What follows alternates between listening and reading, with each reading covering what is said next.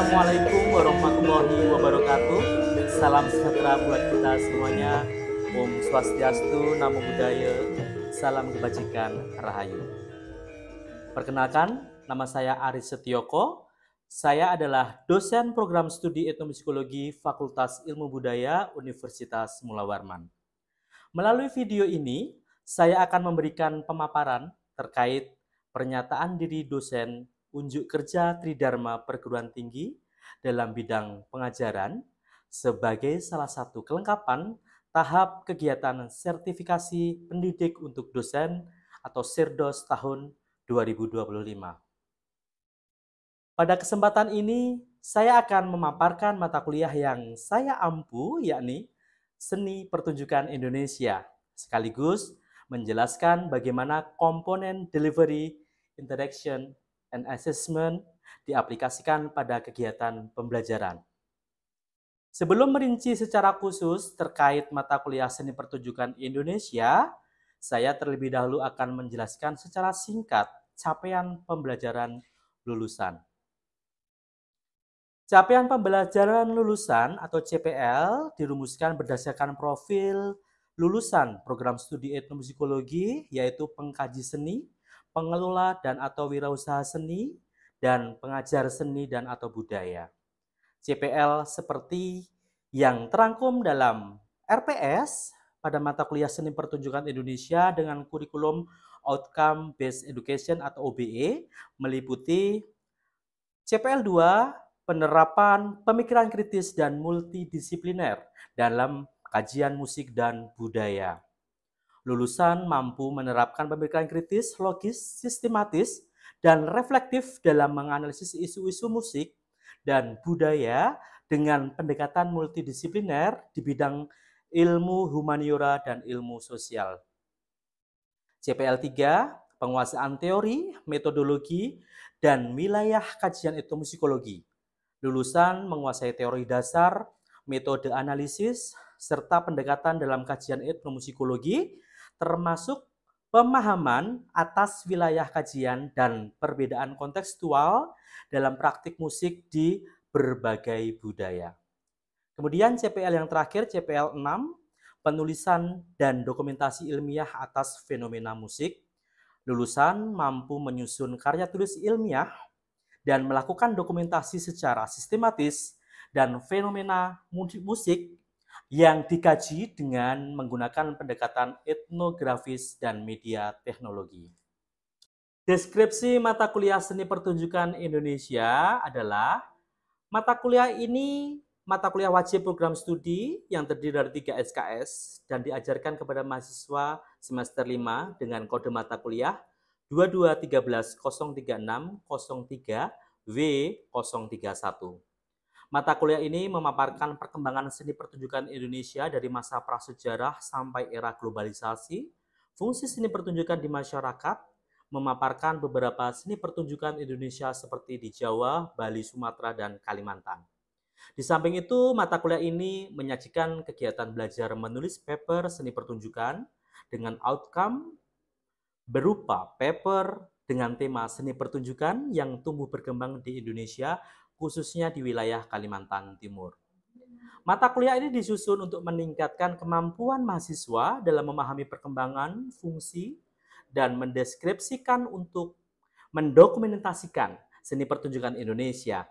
Melalui mata kuliah ini, mahasiswa akan diberikan pemahaman mengenai perkembangan seni pertunjukan dari masa ke masa, beragam bentuk dan fungsi seni pertunjukan di Indonesia, dan mendokumentasikan ragam seni pertunjukan di Kalimantan Timur. Evaluasi pembelajaran dilaksanakan dengan bentuk tes dan non-tes. Capaian pembelajaran mata kuliah yang diharapkan tercapai setelah perkuliahan ini berakhir adalah mahasiswa mampu mendeskripsikan dan mendokumentasikan perkembangan seni pertunjukan Indonesia dari masa ke masa, beragam bentuk dan fungsi seni pertunjukan di Indonesia dalam konteks seni pertunjukan yang tumbuh dan berkembang di wilayah Kalimantan Timur. Materi pembelajaran mata kuliah Seni Pertunjukan Indonesia dirancang untuk 16 kali pertemuan dengan pembagian 14 pertemuan untuk pembahasan materi. 1 pertemuan UTS pada pertemuan ke-8, dan 1 pertemuan UAS pada pertemuan ke-16. Topik-topik seni pertunjukan Indonesia yang dibahas dalam perkuliahan selama 14 pertemuan antara lain Sub CPMK pertemuan 1 dan 2, yaitu mahasiswa mampu mendeskripsikan perkembangan seni pertunjukan Indonesia dari masa prasejarah Hindu, Islam, dan Cina. Sub CPMK pertemuan 3 sampai pertemuan 5, mahasiswa mampu mendeskripsikan perkembangan seni pertunjukan dari masa pengaruh Barat, kemerdekaan, Orde Baru, dan globalisasi. Sub CPMK pertemuan ke-6 sampai 7, mahasiswa mampu menjelaskan berbagai fungsi seni pertunjukan dalam kehidupan masyarakat. Sub CPMK pertemuan 9 sampai 10, mahasiswa mampu mendeskripsikan berbagai bentuk seni pertunjukan yang berkembang di Kalimantan Timur. Kemudian, sub CPMK pertemuan 11 sampai 13, mahasiswa mampu mentranskrip musik dalam seni pertunjukan yang berkembang di Kalimantan, khususnya Kalimantan Timur. Sub CPMK pertemuan 14 sampai 15, mahasiswa mampu mendistribusikan dan mempresentasikan hasil analisis seni pertunjukan yang berkembang di Kalimantan, khususnya Kalimantan Timur. Sistem pembelajaran pada mata kuliah seni pertunjukan Indonesia, saya menerapkan delivery, interaction, dan assessment. Proses delivery, saya memanfaatkan slide presentasi PowerPoint sebagai media visual dalam proses pembelajarannya, baik secara sinkronus maupun asinkronus. Saya menggunakan buku-buku referensi dalam kegiatan pembelajaran yang mencakup pengetahuan tentang seni pertunjukan Indonesia dan buku bahan ajar yang telah saya susun untuk meningkatkan pemahaman mahasiswa secara mandiri di luar kelas. Saya juga menambahkan referensi pembelajaran berdasarkan artikel yang saya tulis yang dimuat dalam Jurnal Nasional Akreditasi Sinta 4 dengan judul Gendang Agung dalam Pertunjukan Kuntau di Kabupaten Pasir, Kalimantan Timur. Artikel ini memberikan penjelasan tentang salah satu seni pertunjukan dan garap musik Gendang Agung di Kalimantan Timur yang dapat diintegrasikan ke dalam perkuliahan seni pertunjukan Indonesia untuk menambah variasi sumber belajar mereka. Pada metode interaction, saya menerapkan student-centered learning, yaitu pendekatan pembelajaran yang berpusat pada mahasiswa dengan posisi dosen sebagai fasilitator. Kegiatan pembelajaran yang saya terapkan bervariasi seperti tanya jawab, diskusi kelompok, presentasi, penugasan, dan case-based learning. Online platform yang saya gunakan untuk mendukung kegiatan pembelajaran dalam kelas yaitu LMS atau Learning Management System yang telah dikembangkan oleh Universitas Mula Warman, yaitu Sistem Aplikasi Belajar atau STAR. Mahasiswa bisa melakukan presensi, mengakses materi, serta melakukan pengulangan tugas secara daring di aplikasi STAR. Proses asesmen mengacu pada skema penilaian yang ditetapkan sesuai dengan peraturan rektor Universitas Mula Warman. Saya menggunakan skema penilaian dengan persentase sebagai berikut. Afektif 10%, ujian tengah semester 10%, ujian akhir semester 25%, studi kasus atau tugas 25%, dan proyek atau PJBL 30%. Pemaparan skema penilaian telah disampaikan pada kontrak perkuliahan sebelum perkuliahan dimulai. Demikian penjelasan salah satu mata kuliah yang saya ampu dengan penerapan aspek delivery, interaction, dan assessment. Selanjutnya saya akan menampilkan cuplikan kegiatan pembelajaran sinkronus di kelas pada mata kuliah seni pertunjukan Indonesia pada pertemuan ke-6. Topik yang dibahas dalam video pengajaran ini adalah seni pertunjukan yang berfungsi sebagai sarana hiburan atau hiburan pribadi. Terdapat 3 tahapan pembelajaran yang dilakukan. Pertama, pendahuluan perkuliahan, yaitu mereview materi pada pertemuan sebelumnya dan menyampaikan tujuan pembelajaran. Kedua, materi inti perkuliahan, pemaparan materi pokok, diskusi dan tanya jawab bersama mahasiswa, evaluasi melalui tanya jawab secara langsung di kelas. Dan yang terakhir adalah penutup, meninjau kembali materi yang telah dipelajari pada pertemuan hari itu. Untuk lebih lengkapnya, selamat menyaksikan video saya. Bismillahirrahmanirrahim. Assalamualaikum warahmatullahi wabarakatuh. Waalaikumsalam warahmatullahi wabarakatuh. Selamat pagi, salam sejahtera buat kita semuanya. Om Swastiastu, Namo Buddhaya, salam kebajikan, Rahayu. Yang saya banggakan, teman-teman mahasiswa, terima kasih atas kehadirannya pada pagi hari ini untuk mengikuti perkuliahan mata kuliah Seni Pertunjukan Indonesia. Sebelum perkuliahan dimulai, mari kita berdoa menurut agama dan keyakinan masing-masing. Berdoa dimulai. Doa selesai. Teman-teman mahasiswa semuanya, untuk materi Seni Pertunjukan Indonesia, saya sudah menyusun bahan ajarnya, buku Seni Pertunjukan Indonesia. E-booknya teman-teman juga sudah saya share sejak awal perkuliahan di WA grup kita ya, mata kuliah ini gitu ya, Seni Pertunjukan Indonesia. Kemudian untuk pertemuan hari ini, di buku bahan ajar ini terdapat di halaman 60. Silakan nanti bisa dibuka pada hari ini. Baik, sebelum masuk materi pada hari ini, saya akan mereview dulu pertemuan sebelumnya gitu ya, bagaimana di minggu lalu kita telah membicarakan tentang fungsi seni pertunjukan di masyarakat yang salah satunya adalah sebagai sarana ritual gitu ya. Bagaimana bahwa seni pertunjukan di Indonesia itu secara garis besar seni pertunjukan itu memiliki ciri-ciri di bidang ritual gitu ya, pertunjukan tentang ritual. Jadi ada beberapa pencirinya. Pertama, diperlukan tempat pertunjukan yang terpilih yang biasanya dianggap sakral. Jadi namanya seni pertunjukan ritual tentunya nanti hubungannya dengan masyarakat yang mensakralkan sesuatu yang akhirnya ini menjadi suatu hal yang penting bagi masyarakat di wilayah tertentu tersebut gitu ya. Apalagi di Kalimantan sangat banyak sekali seni pertunjukan yang berkaitan dengan ritual ini gitu. Kemudian ciri berikutnya adalah diperlukan pemilihan hari serta waktu yang terpilih. Biasanya dianggap sakral juga. Jadi untuk waktu pun tidak sembarangan begitu ya. Jadi mereka masyarakat ini memilih waktu-waktu yang sesuai yang mereka anggap sebagai waktu yang tepat ketika melakukan ritual gitu ya. Itu penciri yang kedua. Yang ketiga, diperlukan permainan yang terpilih yang dianggap suci. Pemain ya. Pemain itu maksudnya orang yang melakukan seni pertunjukan itu gitu ya, dianggap suci atau yang telah membersihkan diri secara spiritual. Jadi pemainnya pun, penampilnya pun juga harus mungkin berpuasa dulu sebelum melakukan pertunjukan. Bahkan mungkin kalau perempuan misalnya, oh ini masih gadis, gitu ya. Jadi beberapa penampil nanti harus suci, gitu ya, karena akan menampilkan pertunjukan ritual yang mereka anggap sakral tadi. Itu salah satu pencirinya.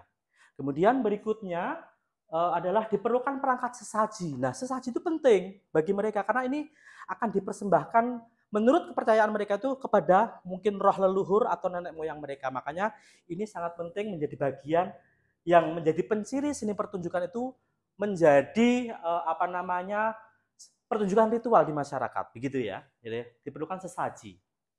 Nah, jadi yang terakhir menjadi tujuan lebih dipentingkan daripada penampilan secara estetis. Jadi mereka lebih mementingkan tujuan tadi. Tujuannya apa? Sebagai sarana ritual gitu ya. Jadi itu beberapa penciri yang bisa kita lihat ketika nanti kita melihat seni pertunjukan di masyarakat. Masih ada satu lagi ya, kostum. Ya, kostum juga biasanya juga ada yang khas, yang tentunya ini menjadi salah satu hal yang perlu diperhatikan. Selain tadi ya, pemainnya harus suci dan lain sebagainya, ternyata kostum pun menjadi hal yang penting ketika mereka mau melakukan pertunjukan untuk ritual tersebut. Ya, yang terakhir itu penciri. Ini ada 6 penciri dari secara garis besar seperti ini ya, seni pertunjukan yang memiliki fungsi sebagai sarana ritual di masyarakat. Nanti kita bisa elaborasi lebih lanjut ketika kita melihat fenomena seni pertunjukan di masyarakat gitu ya. Baik, itu pertemuan di minggu lalu ya. Hari ini kita akan bicara tentang seni pertunjukan yang berfungsi sebagai sarana hiburan. Nah, kalau tadi ritual, sekarang berfungsi sebagai sarana hiburan atau hiburan pribadi. Maksudnya hiburan pribadi di sini adalah hiburan pribadi masyarakatnya, gitu ya. Yang dimana harapannya pertemuan hari ini kita akan belajar terkait dengan ini, apa sih yang diharapkan teman-teman nanti bisa mengetahui mahasiswa itu mampu untuk memahami dan menjelaskan salah satu fungsi pertunjukan khususnya di hari ini ya, di masyarakat yaitu sebagai sarana hiburan. Tentunya nanti teman-teman ketika di masyarakat bisa melihat kembali bagaimana sih apa-apa seni pertunjukan apa saja sih yang berfungsi sebagai sarana hiburan di masyarakat. Kemudian harapannya berikutnya adalah memahami dan menjelaskan contoh-contoh seni pertunjukan yang berfungsi sebagai seni pertunjukan di masyarakat, baik di Jawa ataupun di Kalimantan atau di seluruh Nusantara. Tentunya kita base-nya di Kalimantan, tentunya nanti penugasan akan seni pertunjukan yang ada di Kalimantan Timur gitu ya. Teman-teman bisa menggali potensi di sini seperti apa seni-seni hiburan, seni pertunjukan yang berfungsi sebagai sarana hiburan pribadi ini tadi gitu ya. Baik. Seni pertunjukan yang berfungsi sebagai sarana hiburan atau hiburan pribadi, ya. Di Indonesia itu sangat kaya sekali dengan seni pertunjukan, ya, dari Sabang sampai Merauke. Khususnya yang memiliki fungsi hiburan atau pribadi ini, ya, baik di berbagai macam dari Sabang sampai Merauke. Misalnya ada pertunjukan yang sebetulnya itu adalah ritual, tapi lama-kelamaan menjadi sarana hiburan. Ada seperti itu, gitu ya. Nah, pertunjukan jenis ini sebenarnya tidak ada penontonnya. Kenapa? Karena apa? Penonton itu membaur menjadi satu dengan pertunjukannya. Karena penonton itu terhibur. Nah, maknanya sebagai fungsi hiburan itu di situ. Jadi, penonton saat penikmat itu menjadi bagian dari atau melibatkan diri dalam pertunjukan tersebut. Art of participation-nya. Jadi masyarakat itu ikut melebur menjadi pemainnya. Jadi mereka ikut ya, ikut dalam pertunjukan. Makanya seolah-olah tidak ada penonton karena penontonnya ikut melebur menjadi pertunjukan tersebut gitu ya. Nah, contohnya banyak sekali tarian-tarian ya, pertunjukan musik ya yang penonton ikut melibatkan diri gitu ya. Contoh ada di berbagai macam tempat gitu ya, yang biasanya penikmat itu ikut mengiringi, merespon musiknya, merespon penarinya. Nah, akhirnya mereka ikut tampil di dalamnya. Nah, itu sebagai sarana hiburan seperti itu. Sebagai contoh, di Papua sana ada namanya tari mapia. Ada tari gali-gali, ada tari yosim dan pancar. Itu di Papua. Ternyata di Papua pun juga ada seni pertunjukan yang memiliki fungsi sebagai sarana hiburan pribadi, hiburan pribadi begitu ya. Kemudian di Nusa Tenggara Barat sana juga ada, ya, namanya adalah tari gandrung. Kebanyakan tari ya, tapi memang tari itu potensi untuk seni pertunjukan yang masyarakat itu bisa melibatkan diri ikut nari di dalamnya ya, tari gandrung. Kemudian di Nusa Tenggara Timur juga ada tari hiburan pribadi itu seperti tari bidu, lendo, ndau, ya, kabalai, dani-dani, vera dan toja, ya. Di Nusa Tenggara ada, di Papua ada gitu ya. Di Jawa Barat, apalagi di Jawa Barat ini termasuk provinsi yang sangat kaya sekali dengan tarian-tarian atau pertunjukan yang berfungsi sebagai hiburan pribadi. Ya, termasuk ada tari longser, ketuk tilu ya. Sampai yang paling populer itu adalah tari jaipongan. Ada yang kenal tari jaipongan? Ya, tari jaipongan itu sangat populer di Jawa Barat. Penarinya, nari, masyarakatnya kadang orang dikalungi sambur begini, harus ikut nari. Nah, disitulah dikatakan sebagai hiburan pribadi, sebagai penonton masyarakat itu terhibur dengan dia ikut melibatkan diri dalam pertunjukan. Namanya seni pertunjukan sebagai sarana hiburan. Ya, tari jaipongan ya, di Jawa Barat itu terkenal. Kemudian di Kalimantan Timur juga ada ya salah satu pertunjukan yang menjadi sarana hiburan. Itu adalah seni pertunjukan Kunto Gendang Agung di Kabupaten Pasir. Nah, ini adalah penelitian saya yang saya integrasikan pada mata kuliah ini. Jadi, saya telah melakukan penelitian tentang Gendang Agung ini dan ternyata setelah penelitian itu adalah merupakan salah satu seni pertunjukan yang dikategorikan sebagai sarana hiburan. Ya, kenapa? Karena masyarakatnya juga ikut nimbrung menjadi pertunjukan di dalam seni Gendang Agung ini gitu ya. Baik. Ya, ini yang akan kita jelaskan pada hari ini. Untuk pertunjukan Gendang Agung ini ya teman-teman juga sudah kemarin saya share di grup WA Group terkait dengan materi PPT tulisan jurnal saya gitu ya yang sudah saya share di grup. Kemarin sudah dibaca teman-teman? Sudah dibaca ya di WA Group kita, di grup WA Group mata kuliah seni pertunjukan Indonesia ya. Oke, baik. Kita akan bahas seni pertunjukan Gendang Agung Pasir ini. Jadi seni ini terkenal di Kabupaten Pasir gitu ya, yang dimana terbentuk dari kombinasi seni pencak silat bela diri Kuntau. Ya, ada yang tahu Kuntau ya? Itu yang ada di Pasir sana terkenal yang dikombinasikan dengan alat musik tradisional gendang agung sebagai pengiringnya gitu ya. Gendang agung itu berasal dari kata gendang dan agung. Gendang dan agung. Agung itu gonggong ya yang digunakan untuk mengiringi pertunjukan Kuntau ini ya. Banyak berbagai macam penyebutan di gendang agung. Apa-apa gendang agung ini di masyarakat Pasir yaitu kenapa disebut gendang agung? Karena tadi instrumennya yang mengiringi instrumen yang digunakan adalah salah satunya adalah gendang dan agung tadi. Gitu ya, yang di Kabupaten Pasir ya.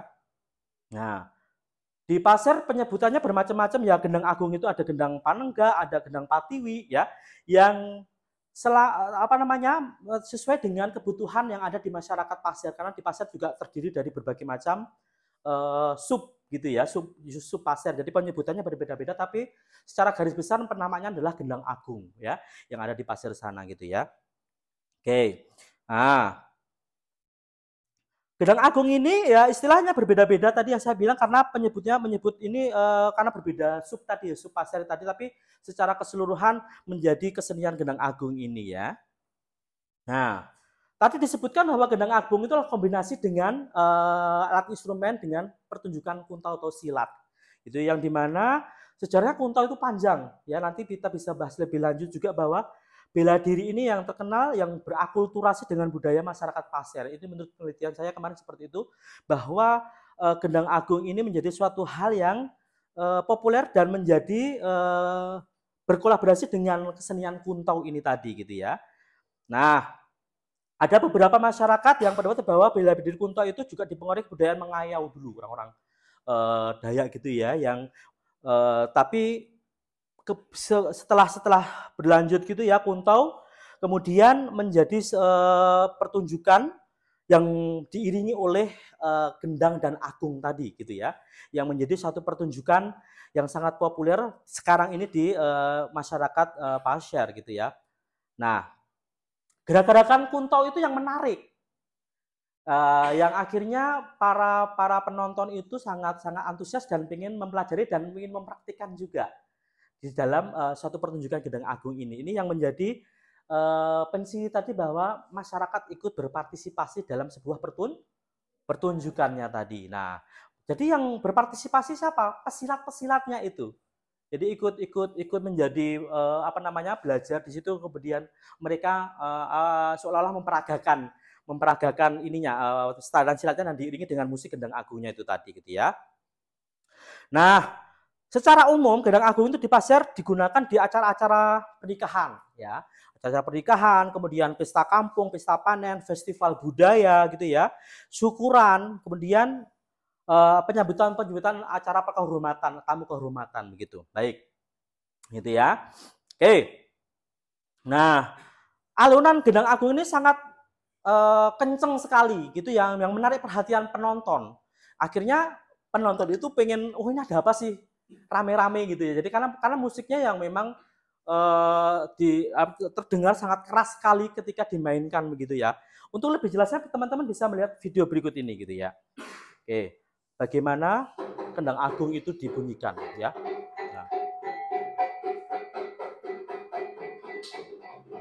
Nah, di mana pada pertunjukan ini, nah ini kan kenceng sekali tuh ya, alunan tangkanongnya itu sangat menggema gitu ya, yang membuat orang pengen melihat ada apa itu. Oh, gendang agung. Mereka pada berdatangan untuk menonton. Nah, itu beberapa instrumennya ya, ada gendang agung tadi, ada beberapa instrumen, ada gongnya gitu ya. Ya.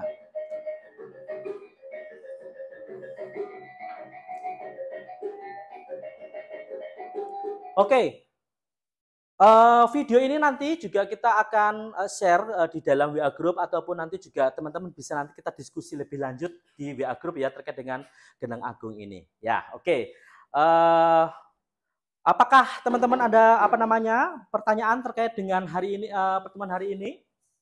Mungkin ada pertanyaan dari teman-teman mahasiswa? Saya Pak izin bertanya, bagaimana fungsi gendang agung pada masyarakat Pasir? Terima kasih Pak. Baik, terima kasih Aufa atas pertanyaannya. Pertanyaan yang bagus sekali teman-teman. Jadi pertanyaan Aufa berkaitan dengan bagaimana Gendang Agung ini berfungsi di masyarakat Pasir gitu ya. Jadi seperti yang telah saya jelaskan di sebelumnya tadi bahwa masyarakat di Pasir itu biasa menggunakan Gendang Agung ini sebagai sarana hiburan mereka ketika ada upacara pernikahan tadi gitu ya.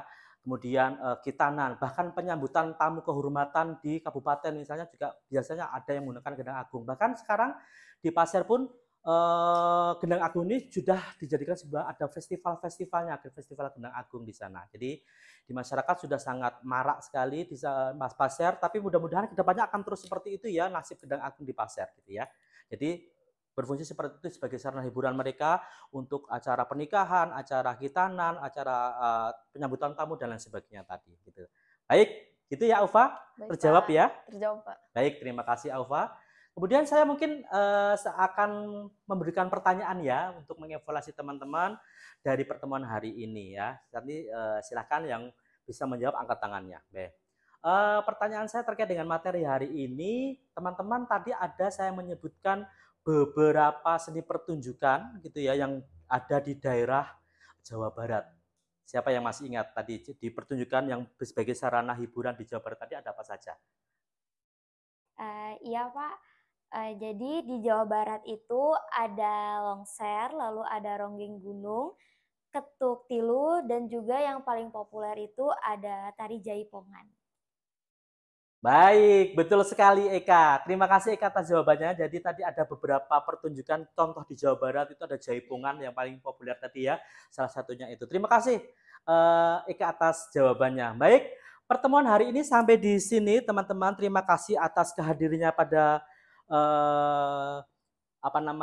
siang hari ini. Sudah menuju siang ya sekarang tadi pertemuan kita. Jadi saya akan mereview sebentar terkait dengan pertemuan hari ini bahwa seni pertunjukan di Indonesia itu memiliki fungsi salah satunya adalah sebagai sarana hiburan pribadi tadi yang dimana penontonnya menjadi bagian dari pertunjukan gitu ya. Ada beberapa contoh tadi di berbagai wilayah Nusantara ya dari Papua sampai ke Jawa Barat sampai ke Kalimantan Timur. Di Kalimantan Timur kita tadi bahas tentang seni pertunjukan Gendang Agung yang ada di Kabupaten Pasir gitu ya. Baik, terima kasih. Mudah-mudahan pertemuan hari ini bermanfaat. Terima kasih atas kehadiran teman-teman semuanya. Selamat siang. Cukup sekian pertemuan hari ini. Semoga ilmu pada siang hari ini yang disampaikan bisa bermanfaat untuk teman-teman semuanya. Baik, terima kasih. Selamat siang dan wassalamualaikum warahmatullahi wabarakatuh.